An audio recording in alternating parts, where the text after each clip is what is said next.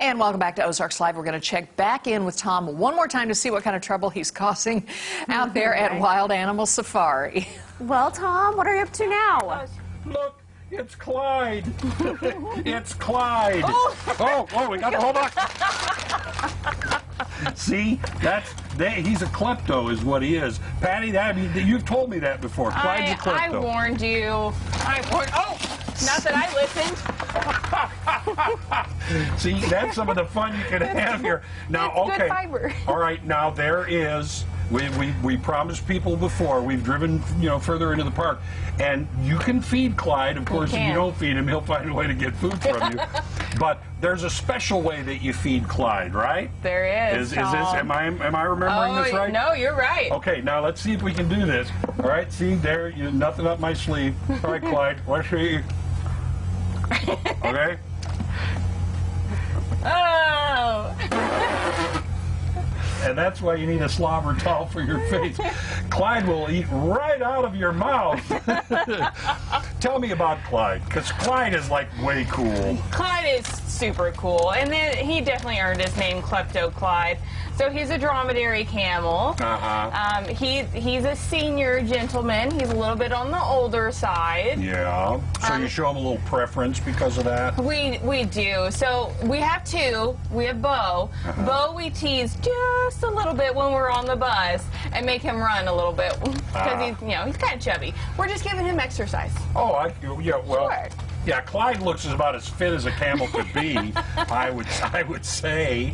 And this just goes to show you can get up close and personal with these animals, and Clyde will take whatever he's offered or not. I guess I didn't need it. Yeah, you didn't need that, really. No. Oh, he's taking the bag and all.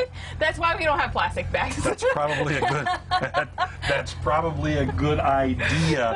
And again, you might want to get 2 bags then, because if you run into Clyde, he may take one.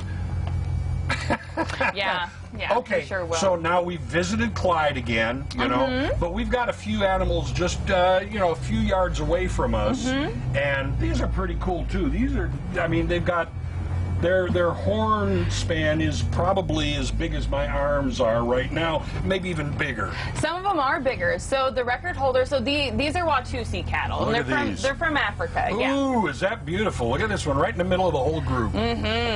Oh my. So the record holder is almost 8 foot tip to tip. 8 foot? 8 foot. His name was Luther. Okay. We did have a big boy that was descended from him a couple years ago. See, now, if you have these kind of horns, of course, social distancing is easy. Yeah, exactly. This one here looks to be about 6 foot, 6 foot from tip to tip, and I think this one wants some food. Look at it, look at that. Oh, look at that long tongue. There, get a good shot of this one. Look at this, look at it. Come on. See, these are great photo opportunities. Yeah, and the tongue is like sandpaper, just to let you know. Yes, it is. Tell me a little more about the Watusi then. Obviously we're seeing them just a few yards away from where Clyde is in Bo. Right. They don't necessarily live next to each other in the wild. So. No. Yeah. No.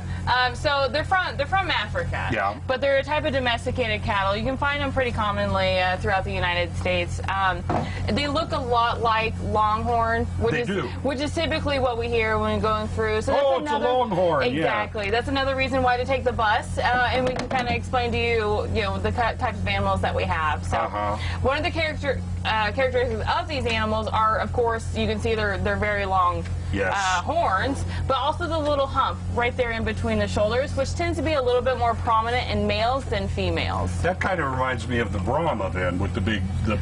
Absolutely. We have a Brahma. We met him a couple weeks ago, Bradley Jr. Now, of course, when you say domesticated, are you saying that these are the kinds of things you may have seen in film or pictures that are used to work? People use them maybe to pull things? Not necessarily for these guys. More products. So meat and milk you can use these guys for. All right. But we just feed them and make them happy. Well, this is pretty cool. And again, another perfect example. And they're all around us right now. They're behind us.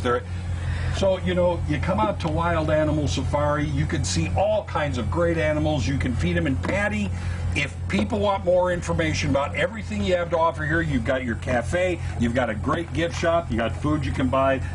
Watch out for Clyde, though.